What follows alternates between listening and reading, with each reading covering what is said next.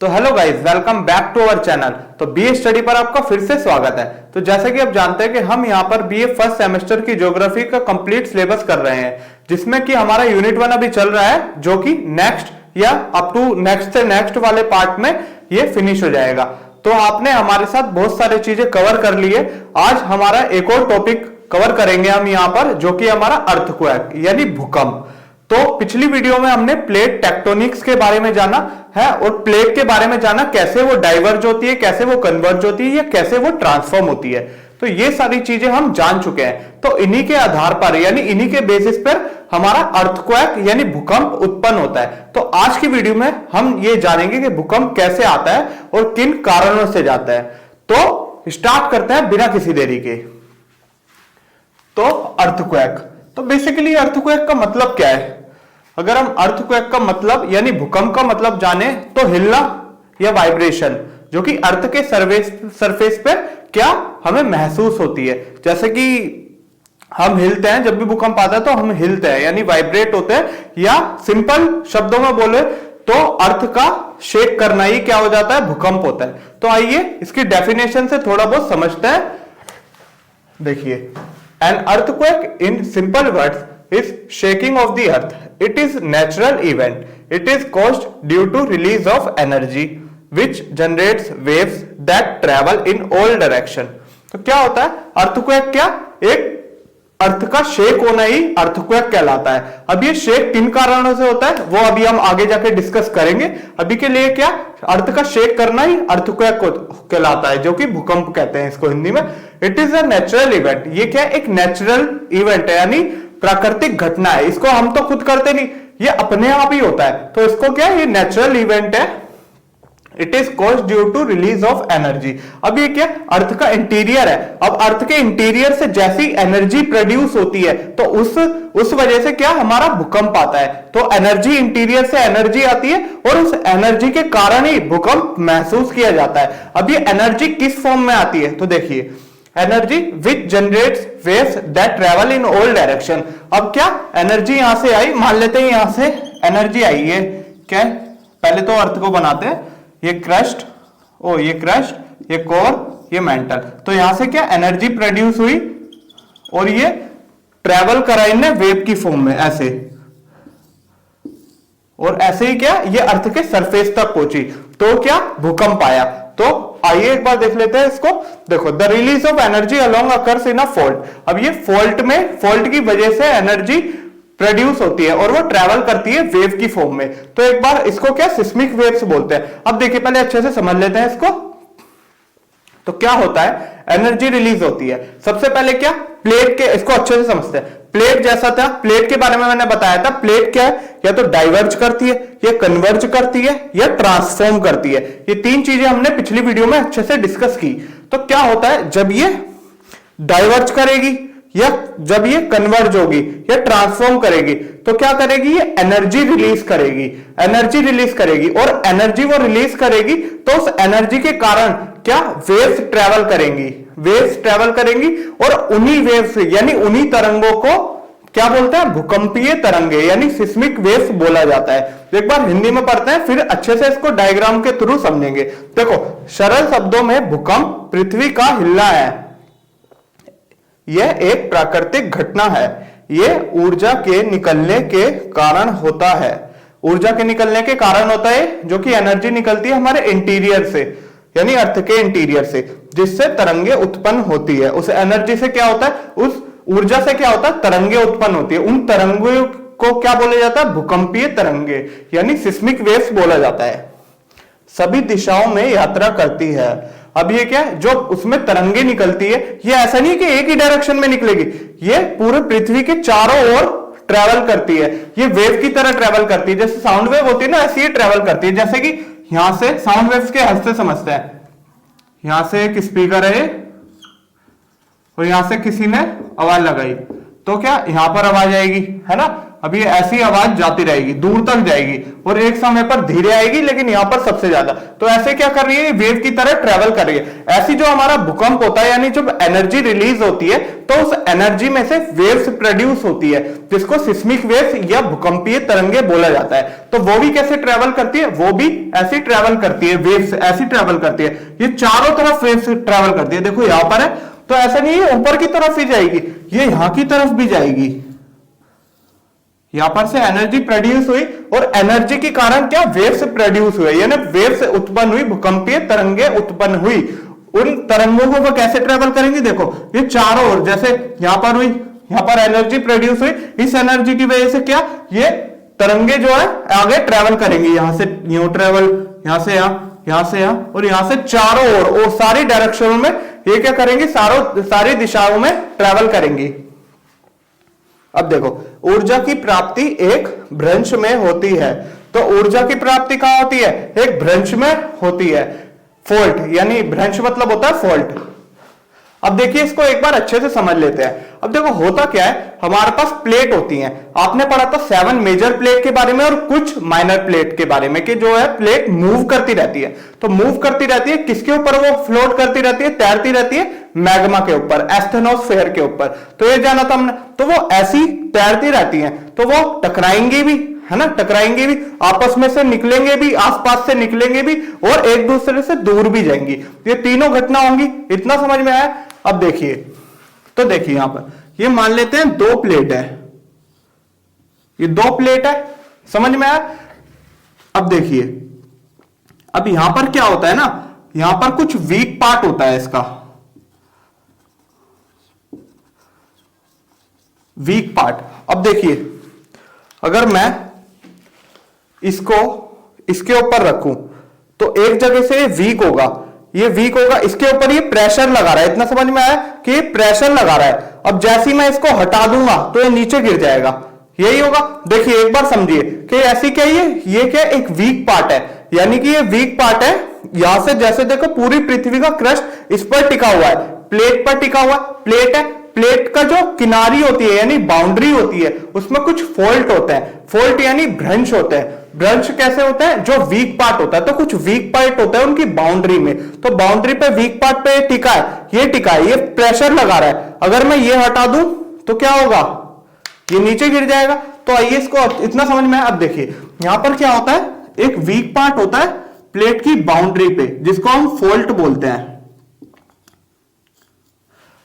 ये week part हुआ, यानी इसको क्या बोलते हैं, फॉल्ट, यानी भ्रंश।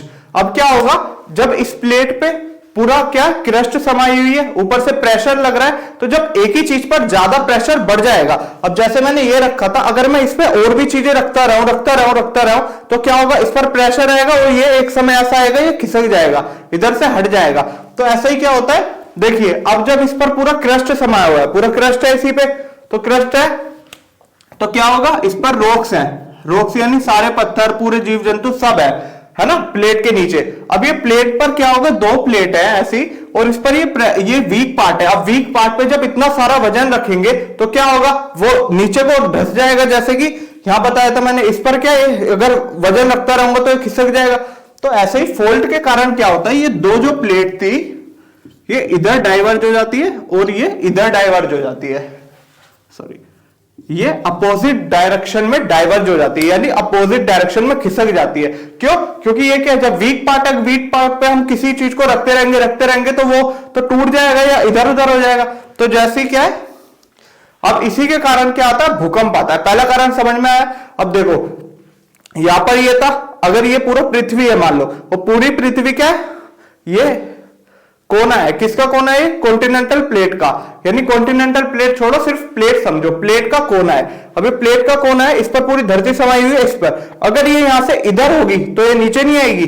तो ये क्या, पृथ्वी के जो रॉक है, रॉक यानी पत्थर वगैरह सब नीचे की ओर घिसरेंगे, तो पूरा ये हिल जाएगा, और पूरा ये हिल जाएगा यानी कि पूरी अर्थ क्या हो जाएगी, शेक हो जाएगी, यानी अर्थक्वेक महसूस होगा।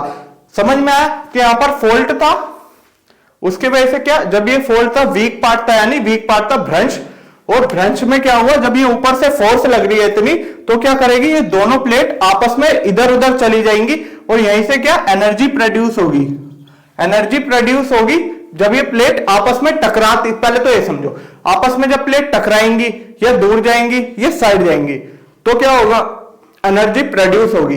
एनर्जी प्रोड्यूस होगी और एनर्जी किस फॉर्म में ट्रेवल करेगी, तरंगों की फॉर्म में ट्रेवल करेगी। तो एक बात तो ये एनर्जी प्रोड्यूस होगा जब फॉल्ट होगा यानी भ्रंश होगा, ठीक है। तो एनर्जी प्रोड्यूस होगी और फिर ऐसे ही वेव्स बना के भूकंप आएगा, जैसे कि अभी हमने समझा।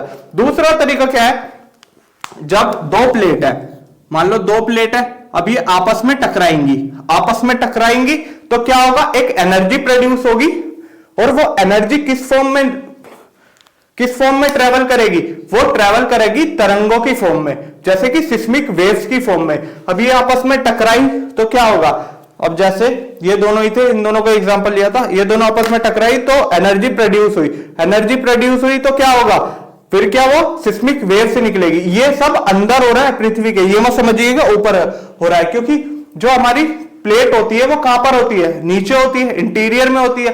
ये सब वो कॉन्टिनेंट और ओशन उसी पर समाये हुए हैं, तो क्या प्लेट के ऊपर ये सब चीज है, तो प्लेट नीचे है, जैसे कि ये अर्थ है, ये क्रस्ट वाला पार्ट है पूरा, इसके नीचे ये प्लेट है और ये भी पार्ट पार्ट में डिवाइडेड है ना, और एस्थेनोस्फेयर पे ये तैर रही है, ठीक है। तो क्या होगा इसमें, जब ये इधर उधर या तो आपस में टकराएगी तो एनर्जी रिलीज होगी, आपस में टकराएगी एनर्जी रिलीज होगी, उस एनर्जी से क्या होगा, सिस्मिक वेव्स निकलेगी और उन सिस्मिक वेव्स के कारण अर्थ की जो सरफेस है वो हिलने लगेगी, हिलने के कारण हमें भूकंप महसूस होगा। इतना समझ आया, समझ गए, चलो।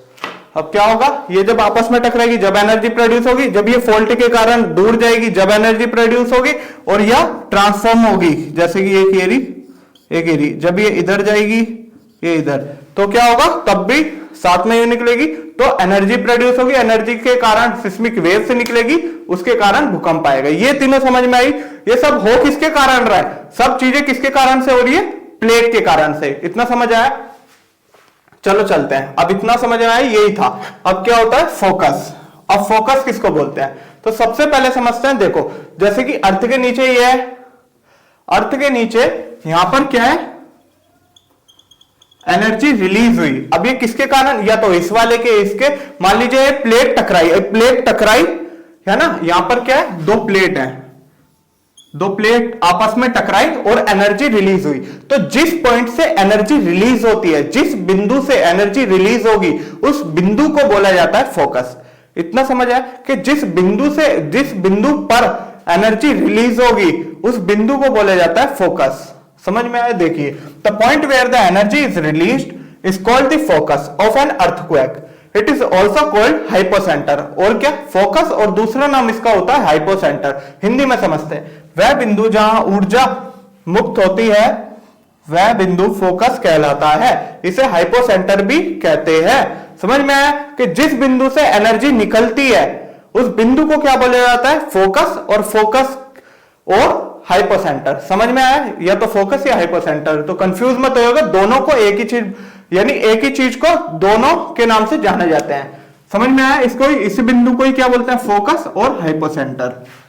तो इस बिंदु से एनर्जी निकली, अब ये एनर्जी क्या सबसे पहले कहां जाएगी, सबसे पहले देखो ये तो अंदर वाला पार्ट है, पृथ्वी के अंदर वाला पार्ट है ना, यहां से एनर्जी प्रोड्यूस हुई। अब वो क्या, प्लेट के टकराने से एनर्जी प्रोड्यूस हुई, तो प्लेट टकराई और एनर्जी प्रोड्यूस हुई, तो यहां से क्या निकलेगी, सही सोच रहे हैं आप, यहां से क्या निकलेगी, सिस्मिक वेव्स यानी भूकंपीय तरंगे।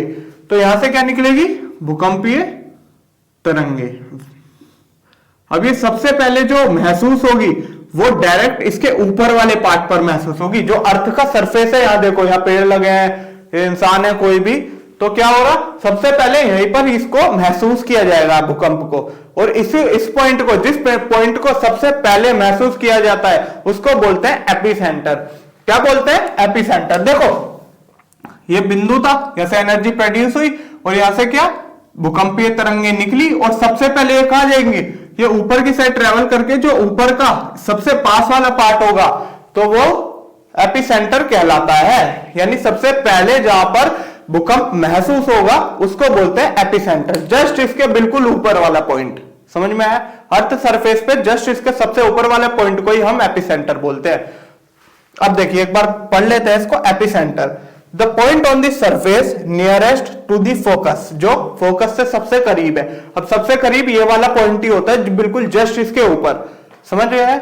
अब देखो, is called epicentre. It is the first one two experience the waves, यानी सबसे पहले वेव्स यानी तरंगों का महसूस किया जाता है। It is point directly above the focus, ये फोकस के एकदम बिल्कुल डायरेक्टली ऊपर होता है। इतना समझ आया। अब देखो हिंदी में पढ़ लेते हैं। फोकस के निकटतम सतह पर स्थित बिंदु को अधिकेंद्र कहा जाता है। इसको बोलते क्या है? एपिसेंटर को अधिकेंद्र। क्या बोलते हैं? अधिकेंद्र। समझ में आया? क्या बोलते हैं इसको? अधिकेंद्र बोला जाता है एपिसेंटर। ये फोकस के ठीक ऊपर होता है। समझ में आया कि फोकस का है, जहां से एनर्जी, एक बार समरी दे देता हूं, रिकॉल करा देता हूं एकदम बिल्कुल समरी। तो देखो क्या होता है, एक पॉइंट है जहां से प्लेट टकराई, उस पॉइंट से एनर्जी निकली, वो एनर्जी किस तरंगों के रूप में आगे ट्रेवल करेगी, यानी आगे मूव होगी। तो एक दो प्लेट थी आपस में टकराई, उस पॉइंट पर एनर्जी प्रोड्यूस हुई, एनर्जी प्रोड्यूस होकर उन्हें ट्रेवल किया किस फॉर्म में? वेव्स की फॉर्म में, जिसको हम बोलते हैं सिस्मिक वेव्स या भूकंपीय तरंगे। अब भूकंपीय तरंगे सबसे पहले महसूस कहां पर होंगी? उसके ठीक बिल्कुल ऊपर, यानी एपिसेंटर पर, यानी अधिकेंद्र पर सबसे पहले महसूस होंगी। इतना समझ में आया? बस यही था, समझ में आया। अब ये यहां से क्या, यहां से तो वेव्स निकली, अब यहां से क्या, ये पूरे इधर तक फैल जाएगी वेव्स। सबसे ज्यादा असर यहीं पर होगा, फिर धीरे धीरे कम होता रहेगा। जैसे इसके एग्जांपल सुनो, देखो यहां पर कोई इंसान खड़ा होगा, उसको ज्यादा तेज सुनाई देगा, ऐसे यहां पर जो खड़ा होगा उसके सबसे ज्यादा महसूस होगा, और जो यहां पर खड़ा होगा उसको कम सुनाई देगा। ऐसी जो इसके दूर जाता रहेगा तो इसका असर भी कम होता रहेगा। इतना समझ में आया? बस हमारा यही था। तो क्या होगा, आने वाले चैप्टरों में क्या करेंगे, हम इसके वेव्स के बारे में भी जाएंगे। अभी तो हमने जानी कि वेव्स निकलती है, सिस्मिक वेव्स या भूकंपीय तरंगे हमने देख ली कि निकलती हैं, और उन वेव्स की स्टडी यानी सिस्मोलॉजी, या और जो वेव्स बनती हैं वो कहां पर बनती हैं, सब के बारे में हम आने वाली वीडियो में डिस्कस करेंगे। तो आई होप आपको आज की वीडियो अच्छी लगी होगी और आपको सारा समझ में आया होगा। अगर आपको समझ नहीं आया कुछ भी तो आप कमेंट करके बता सकते हैं। Thank you so much.